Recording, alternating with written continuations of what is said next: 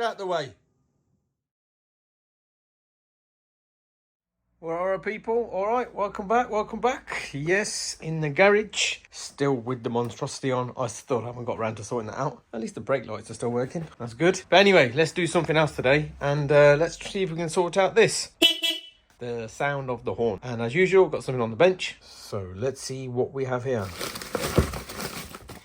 What is this? Let's go. 2 times louder. Denali Sound Bomb. Let's check this out. Get this fitted. See what it says. See if it's louder. Do some science. And hopefully have a decent sounding horn on the bike. I mean, it's a fairly big horn, isn't it? I mean, the size of it looks quite big and chunky. Got a little adapter and a bracket. So let's see where this goes on the bike. So the horn is under the nose. So, got my little light.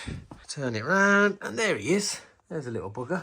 So as with everything, let's try and be a bit more scientific. So I've got my little meter reading and I'm just going to plant the horn a few times. I've got the garage door open just so there's a bit of ambient noise and it doesn't echo and boom.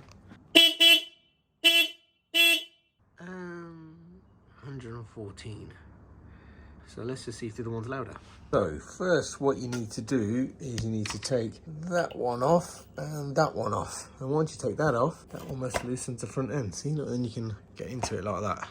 Then you need to take that out and there's one on the other side and then that should loosen. So now you can see this, in theory, little piece can all come out. There you go. See, look. And now that you can see it's all exposed and then you can take it off, fit the new one. So let's unplug and get it on. I mean, that's it, side by side as a comparison on the bench. I mean, look at all the mud on it from my off-roading. Anyway, undo that, flip this round, and I think that has to face to the back because I don't think there's enough space on the front to do that. So let's try that. So make sure you trial fit it up and just give it a quick test, which I've just done and it works. Fucking hell, it's loud. So there we go, look, all assembled, back on. Like I said, the horn is facing this way, back towards the bike, because obviously the curve has to fit this curve. So you just have to face it to go back that and there's plenty of space. You can actually tidy up some of the wires, but it just goes back on the same way. So time for a sides test. So same test, garage door open to stop the echo, and let's see what it does.